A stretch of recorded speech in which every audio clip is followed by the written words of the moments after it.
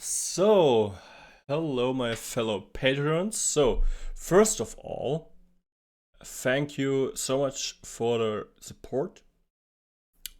You're really the best. um, so we are here in October Patreon, and what I want to ask you is, what do you want to see in next month? And I got an idea because many of you wrote that to me in the direct messages. Of course, this will be our topic today, the particles with volume evacuation. But wait, let me make this a little bit bigger. So like that. Do you want to see some landscape generation style frame thing in November? So to create maybe something like that, like that. So like just basic landscapes and maybe take that further in December. I think that would be a pretty cool topic to start with because yeah, it's not that hard, and I think you can get really nice looking style frames with this kind of technique or with landscapes in general. So I think that would be pretty cool for November to start off something like that here or that. Yeah, let me know what you think, please, and please write it down. I will also make a poll for that, of course. But yeah, that would be pretty dope, I think. And today we will talk about those particles here. So we will start with volume advection, advect particles, and then render those out. So let me close that because we don't need that anymore, and we don't need that. Or we need it, but it will run in the background. Cool. So let me just go to my setup here, and I tried a few things out, and we can basically get started right away. But I wanted to show you like a little bit of the process. But it's yeah, it's not that hard. So or not that complex. So what we will do, we'll wait. Let me just get in here and get. Oh, what we will do, we will start with, yeah, basically different geometries. So the cool thing is it's really explorable with different Boolean bending techniques, etc., to get different volume behaviors. And what we will then do, we will just plug it in one input and we will calculate a given volume out of that with certain volume trails. What you can also, of course, do, like render that alone with, or what it's called, I think it's trans. Yeah, right. It's trans, so you could render those as trans, what I think would also be pretty cool to render. And what we will do, we will pipe that into a network and advect our particles with that kind of simulation. Here's one thing wrong. Need the points here. Yes. And then we can like advect those, start with those particles, and then render them nicely out with cool lighting and get a really nice, simple looking style frame made of particles. And that's basically it. What I also did was created some post-process thing in the end, so you could turn those also into trails, of course, You can play with VDB from particles to like mesh that whole thing together. Yeah, that was the high. Yeah, those are the high point count stuff. Those are not that high, I think. Yeah, 12,000. So I experimented between like 5 million polygons, 12 million, and 250 million. But I think like that's like a really good range to render and get a detail. Okay, so recording is still going on. That's good, and I think we are ready to build that again.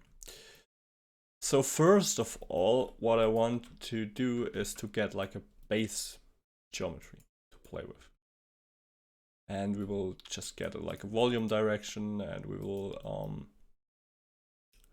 we'll feed those into just a simple velocity. You could like multiply or add other given noise, for example, to then further randomize your noise or manipulate it a little bit. But that's, of course, as I always say, fully up to you. So, oh no, don't delete that. We need to add maybe later, or we'll build that. So, yes, let's do that. We will write those in a volume, and then basically add vectors, play a little bit around with pop wind, attraction, etc. Cool. So let me just get started here. We will start what I did here with a sphere, but what I wanted to try and what I did not try, unfortunately, was to get a sphere. So we will start here really simple with a little sphere here. And with that little sphere, what I wanted to do is to transform it. Let's just make that just like so it will just work. I will transform that smaller a little bit. And then what I want to do is to scatter here, maybe. Let's go for a rule of odds, 7 points. We will all go to heaven. Or to hell. I would like to go to hell. No joking. I would like to. We will then could play with a randomize. So what I want to do is to just randomize not the color from the points. What I want to do is to randomize the normal so that we can just get a really quick and simple direction randomizer.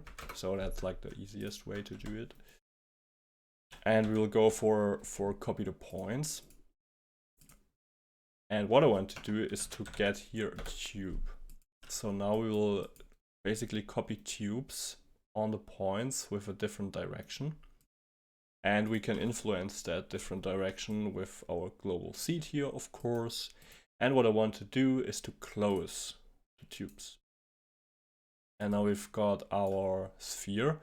And what I want to do is to make the height a little bit longer so we can get a nice Boolean operation, for example. Now you could also play with the scale here. I think that it's pretty cool, and I want to disable or maybe enable relax iterations. And just play with the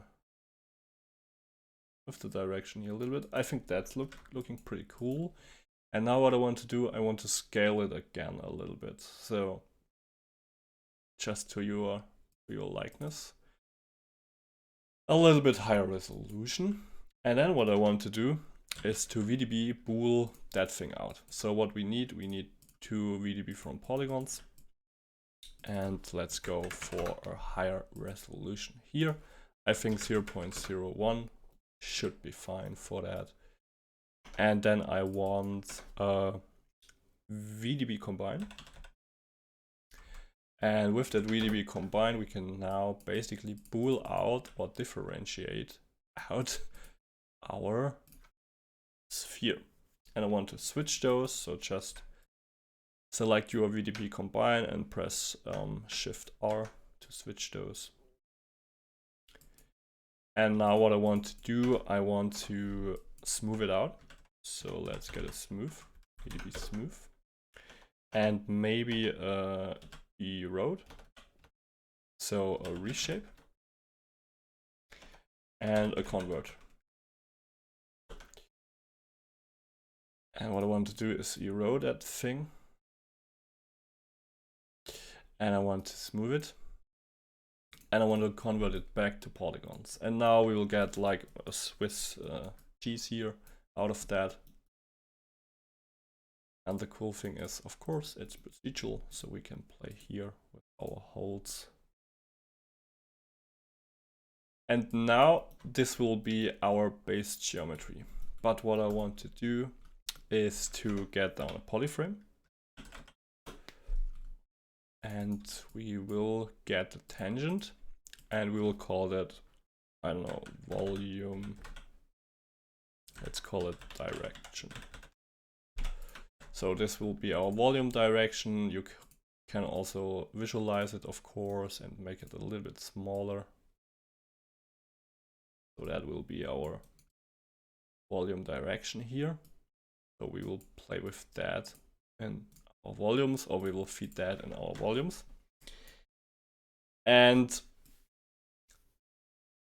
yeah, let's just go to points and first edge to,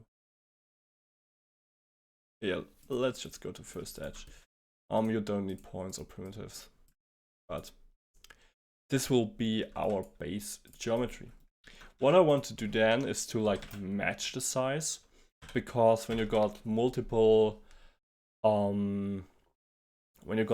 simulations or multiple initial simulation objects to then source the particles from, I think it's pretty nice to have like a uniform scale if you want to iterate on it, for example.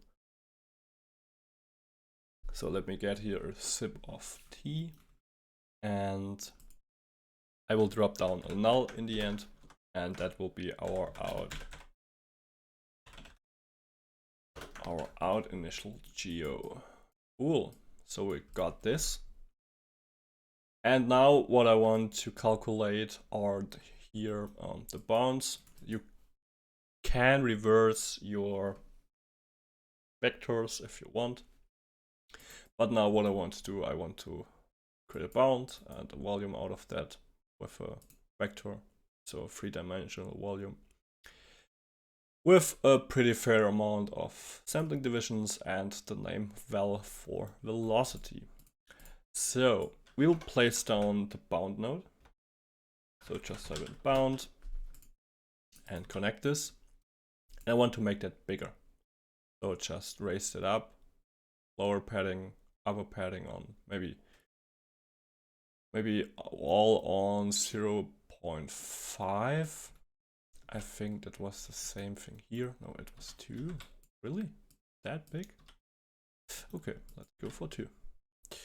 Let's go for 2, and now what we can do, we can just copy the parameter and paste here the relative. So now we've got basically a uniform scale.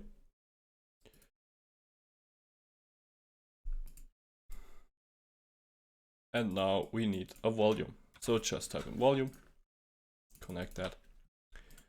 We want val for the name. You could basically name it whatever you want, but we want just val.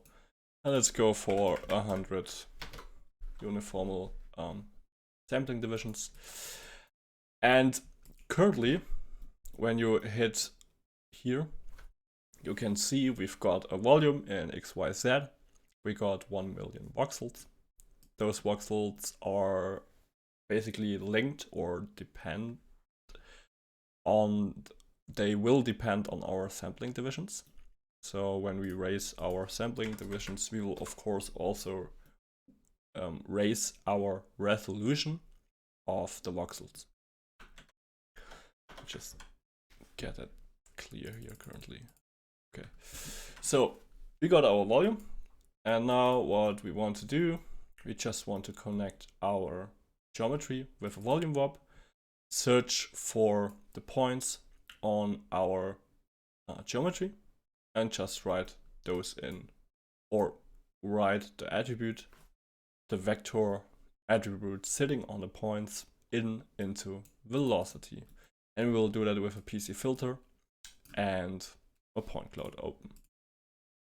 So what we want to do is to get a volume warp, and we want the first input will be our volume because we want to write it into the volume, and the second input will be our geometry here. So then we can dive inside here and just quickly copy the name here from our tangent. And we don't need that, we can just basically delete that. And we want a point cloud open. So point cloud open. We want to get the second input because I will just show you here. Our second input will be the second input on our volume warp. So we will then feed basically this point geometry information in our volume warp. We will search in a given radius with a given points, and then we can filter those. And we will filter those through a vector channel because our attribute is a vector. And we will want to extract our volume direction. So in that case, let's just go with the search radius up here, and we'll then basically need to just filter it, whatever attribute we want. So point cloud filter, and now we will copy that in here, our volume direction. And now what we want to do is bind export. So we'll export that to our velocity, to our volume. This will be a free float, and we will call it val. So now let's just go that was right. Direction and points also right. Okay.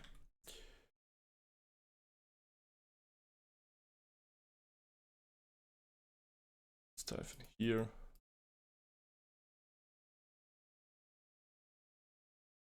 Wait, when input is connected, we're fine, I guess. Oh, I forgot one thing. Of course, we need to link our position. So now we wrote our velocities from our geometry into our volume. And we can view that basically with a scatter node and some volume trails. So place down a scatter node, place down a volume trail. We can use our initial geo for sourcing.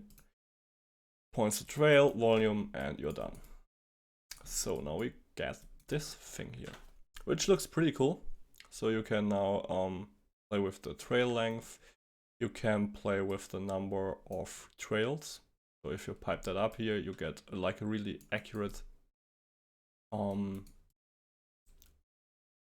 representation of your volume trails. And what you also could do, you could do a volume slice. So volume slice. So let's slice our volume here and pipe those into here, and now you got basically a slice of your volume, which what you could view. So this is our volume. These are our volume trails. This is basically the movement of our volume. And what we then will do is to place another null here on our volume warp. So now let's get that, and we call it out val, maybe advect. So this will be our advection for our popnet. So we will place a pop it back by volumes here. We will update the velocity, and yeah, we will do that now. So let's just, I will color that in like purple. And you could also get a null here and just call it out vis. So you can then basically visualize your volume. We need a pop network here. C. Okay. PopNet, that will be our PTS sim, our particle sim, not C. C senor. Our particle sim. And we need basically a scatter geometry. And we can use this scatter here, or let's just make another scatter. And let's just place that here so it looks cool. And now we can have here our scatter. And we can, for example, change the seed every frame. So $F. We will now change the point seed every frame, and this will be our out scatter for sim. And let's dive inside our .NET. And we've got here our source, and we will set that to use first context geometry. So let's just pipe that in here. Now we got our template points here. And we will use points. And the birth, we can't just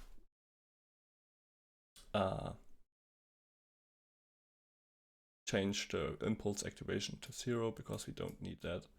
But we'll have either no effect. But let's just go for 25,000 points here, constant birth rate. And for life expectancy, this is in seconds. So 24 frames will be 1 second. But now you can see, of course, we will scatter here. But what I want to do, for example, life expectancy maybe 3 seconds and a life variance of 0.25. Cool, now we have that.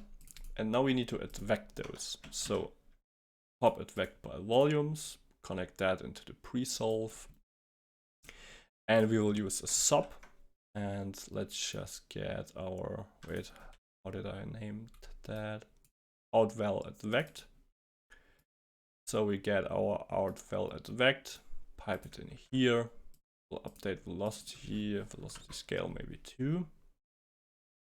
And now you can already see it will work. Cool. Now we've got that. We've got our velocity. We've got our scatter.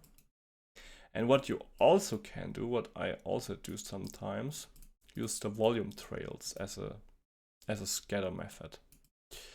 Then let's just dive in here again. And what I did, for example, on that PopNet, I did a little pop attract and a pop wind and a speed calculation. So now what we can do, we can of course also implement that. So let's get a pop wrangle. I just usually do that to get a nice gradient. So calc speed. And to calculate basically the speed, what we just need to do, we need to measure the length of our velocity. So f at speed equals and then length. And then v at v. And that's basically it. So we got our calculate speed. Then I usually just get one pop attract in the middle. Should just get some points back to it. And then the pop wind. Pop wind with a nice amplitude. And let's get a higher swirl scale here and a little bit more roughness.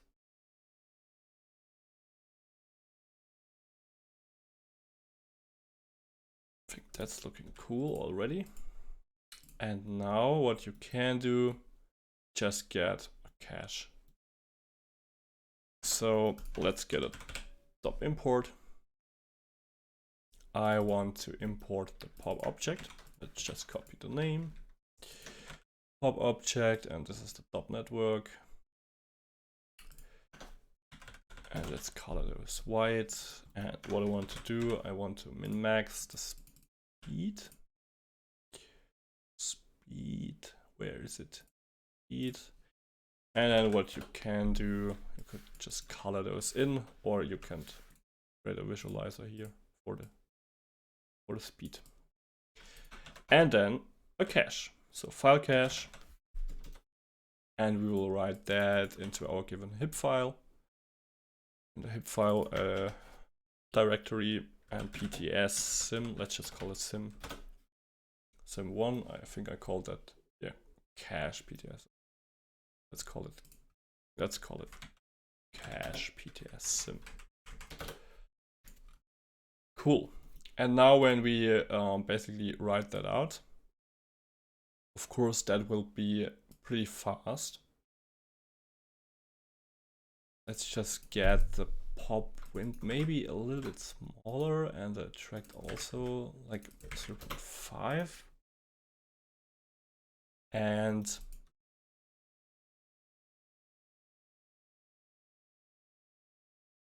what we then could do, let's just try that out. And on our article sim, of course that's currently way too low, so let's hit it up to 250,000.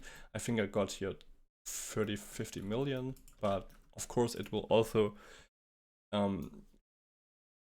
take a little bit longer to cache it out. But what you could do, you could get like a point replicate at the end, for example. I think that would also cool. And yeah, just play a little bit around with it. Currently we are just caching it out a few frames. So let's just interrupt that and see how that will look. Oh, that looks pretty cool. And what we can do, let's just get that global seed. What we also can do, let's just get our base geometry here. And you can also just scatter on the surface. So I think that would be a little bit faster internally.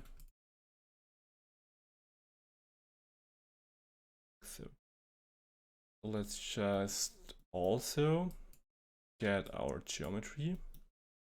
And what I want to do is to bend it a little bit. So that's also like a cool thing. You can then play with like a post-process system.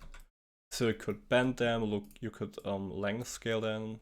So that's what I want to do right now. And pipe them back in here. You could of course toggle the scale to fit.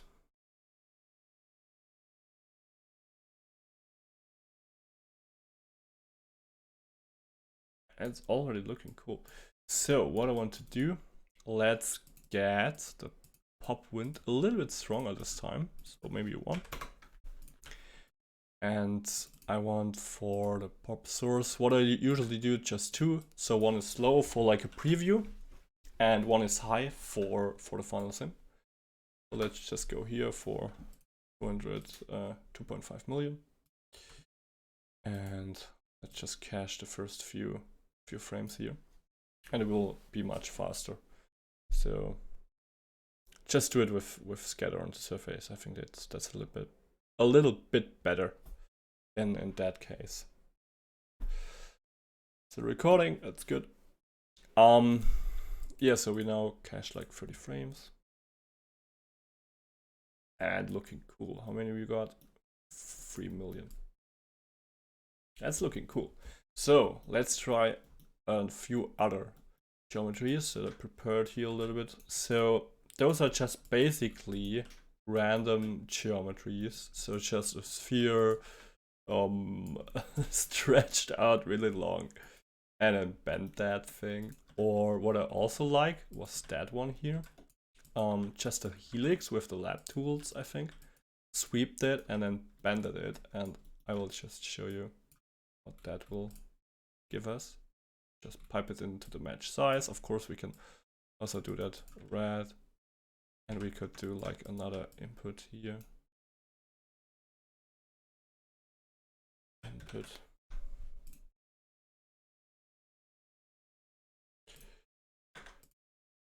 Let's just move that up a little bit. And this will give us something like, oh yeah, let's just sim it. Sim a few frames here.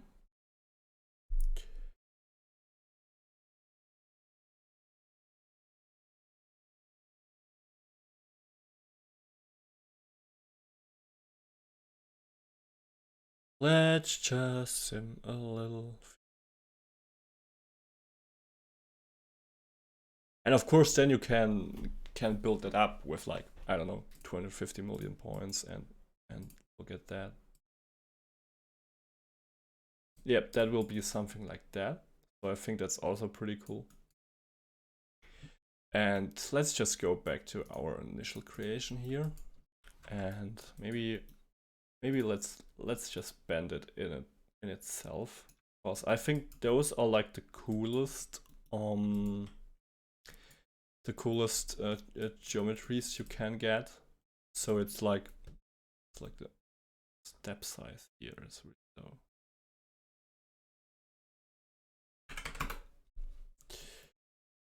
So you will get like a pretty tangled object in the middle, or like velocities in the middle. And I think that's pretty cool. So let's just get that, and let's do like a first, just call that low, and we can get a switch here, and we will switch that to the low one. And let's just sim a few frames here. Of course, that will be rapidly fast. And let's look at thing. Yeah, that looks cool. And you can see the particles because of our life variants. They will die slowly, and I think that's pretty nice. And we got a really nice, interesting vortex-like thing going on here. I think that's pretty cool. And now what we just can do, we can switch to our Iris. And what I want to do, one more thing, to get the source curve, let's just go a little bit longer on our particles here.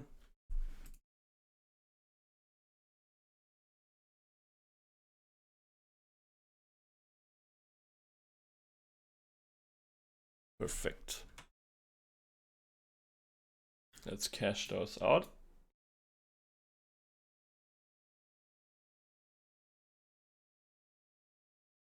A few frames, and then we can get up camera and a light.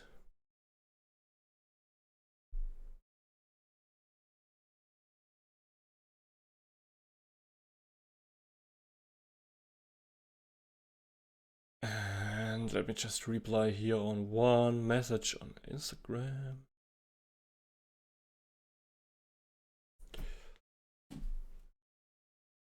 So let's interrupt that.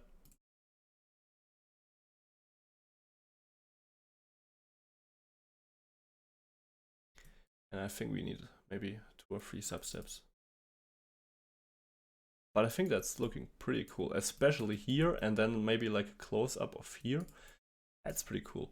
So let's get just 2 substeps here. And what we can do, or what you can do, let's just go for frame 26 and save that in the background. And now the cool thing is we can like work on another initial geometry, for example. So what I also liked those here, let's get a sphere, or let's get a spiral. Let's get a spiral here. And I want to sweep it. Let's just sweep it with a round tube. And I want to cap the ends. So let's go for grid in the end. That's pretty cool. And the cool thing is you can now, of course, manipulate our spiral. And of course, what you also can do, that's one thing I've got currently in the head, what you also can do, you could manipulate, of course, your initial geometry with an animation. Then cache out like a two-step. I would do that with a two-step. I would make a cache here for your scatter internally for the top network, for the particle simulation, and then do a cache out here with the well. So that would be faster to just catch it first out then and not let it calculate the scatter and the velocity for each frame, because now we got like a static velocity field, but of course you can also animate it. So you could get, yeah, basically animation on your initial geometry, like maybe a growth here. Or you could just play with the start radius, or on that geometry here, you can bump up attribute noise and animate that. So that's the cool thing. So we can now scale it here a little bit. Let's just scale it in the middle bigger. Tape it down on the ends maybe. And now just bend it, why not? Just bend it. I love the bend. I think it's a really nice node. Maybe an overhaul would be cool for the bend. Of course, there was like a newer bend thing in, I don't know, version 18, I think. Just subdivide that. And get a mountain node. Just to give it like a little bit of irregularity. And oh, our cache is finished. Let's have a look. That is much better. Oh, that's looking cool. I like that. Especially here on the side. Cool. So this is now our cache. And let's just have a look with our preview thing. Let's just leave the cache. Let's get that to 1, to our little preview, and just have a look at that one. I don't know what that will give us. Oh, forgot the polyframe. That will do the magic. Okay, we will basically get... We'll basically get like really fast movement here, like a vortex again, and movement down here, but overall also looking pretty cool. And now of course you could like fold it again, for example. But let's just get that frame here. It's not like dense, but I think it's like pretty good. It's pretty okay. How many? 9 million. Okay, cool. Now we can attribute delete that. So attribute delete. And we will just basically delete everything except the speed. And what we also can do, let's do L here, out PTS. Those will be our particles. And what we can do is just get a little WOP here, attribute WOP. and just make a little ramp for our p-scale. So we will bind in the speed. We will get a ramp parameter to manipulate our scale with a ramp. Get a multiply. Get a parameter to multiply our scale and bind that out to p-scale. Or you could also use the h. Of course, that's fully up to you. So let's don't scale them to 0 and times 0.1. And let's have a look. So let's just turn those all off. And what I want to do is to create one new camera. Of course, I got a lot of here, but just get one more camera with maybe a longer focal length. Of course, that's again fully up to you. Let's get a bokeh image. Get like a anamorphic bokeh image, and I will just call that camera. Goes up. Let's call it Sim Patreon. And 0, 1, 0, wait, 0, 1, no, 0, 1, 0, 0, 1. So that will be our camera. Let's dive out here first of all and just get like an overall view. I think that would be nice to get first of all, like a feeling for the shape. And then we will need a light. So RS light. RS light. Let's call it main 01. And what I want to do, disk, and I want to use a little gobo would be nice, I think. So just got those here from Grayscale. I think those are pretty nice. And I got a few on one. Maybe I'll do a pack someday for you all. And just get the light here. So camera coming from here. Let's go for like a backlight. Like a rimish light maybe, I don't know. And scale that up.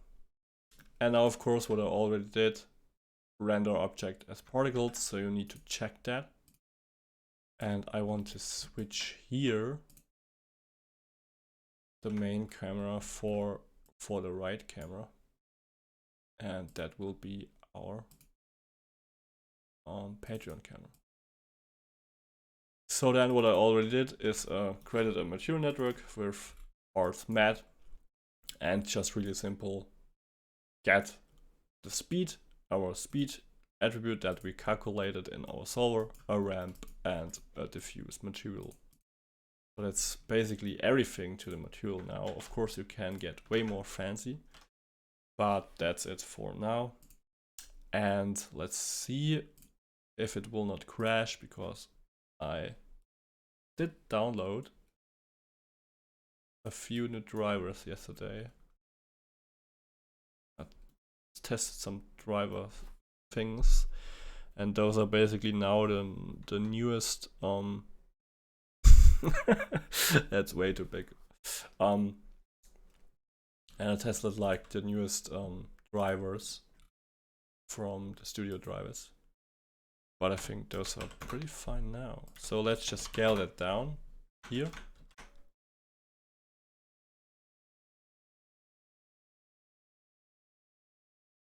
And start the render again. The scale is fine here, but I want it smaller. Yes, this is way better. This is way better. And now let's kick in the depth of field a little bit. And now we can just play. So now we get like an overall feeling. Or yeah, let's just get out of here. Camera.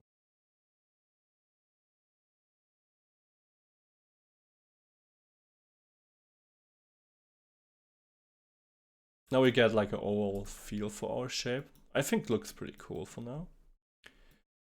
And I think here is the not so cool ramp. Now we are talking. Yeah, and now you can play with different ramps, different colors, maybe reflections, etc. Switch it.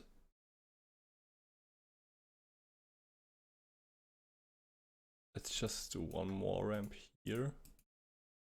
And I think that's also pretty nice to get like a really not a monochromatic, but a monochrome look. So like basically black and white. But of course, you can also play with color. You can get some presets from here. That looks awful, in my opinion. Of course, then you just can get a zoom in here. Get the camera.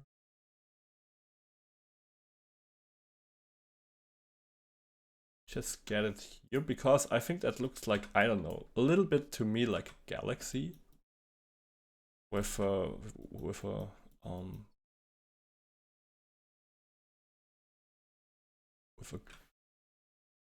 little hill on top of it. I don't know, or with a gamma ray. That looks funny.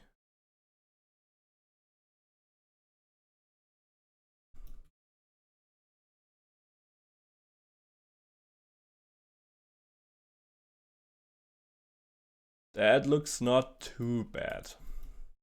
Of course, now you can play with the angles, you can play with the color, with the initial geometry, with the pop network, and so on. So basically, yeah, possibilities are always endless with Houdini. And now you can play with those. Let's get here like a muted bluish tone. And maybe in the background you could get a darkish tone to get a lot more contrast. So that would be with a white background. I think that would be not like high key, but it's fairly bright. You could darken that down a little bit. And also for the camera, I want to decrease the COC. So our depth of field maybe just a little bit. Yeah, and now you can basically play with that. So let's just render that out. And yeah, we're finished for that now. Of course, I can do a second part on that. But yeah, leave me your opinion, please, with the landscape. So if we should do like a landscape exploration with Houdini. And I wish you a great weekend and hopefully you will enjoy it. And thank you, of course, so much for the support. Really appreciate it. And also, like, I'm currently planning the first course on Patreon. I got currently a lot to do with client projects, but also want to do that for you guys. So I think a first course on Patreon would be pretty cool. Maybe something in the look dev commercial product direction combined with motion design, etc. I think that would be pretty cool. But yeah, those are all planned, but not like manifested in stone. So pretty open for that. And you can, of course, you can write down comments with your thoughts, etc. So yeah, we're currently rendering that out in the background. So I hope you liked it. I wish you a great weekend and a lot of cool designs, style frames, nice render power, etc. And I will see you in the next poll, of course, for next month, Patreon. And yeah, thank you all, and bye.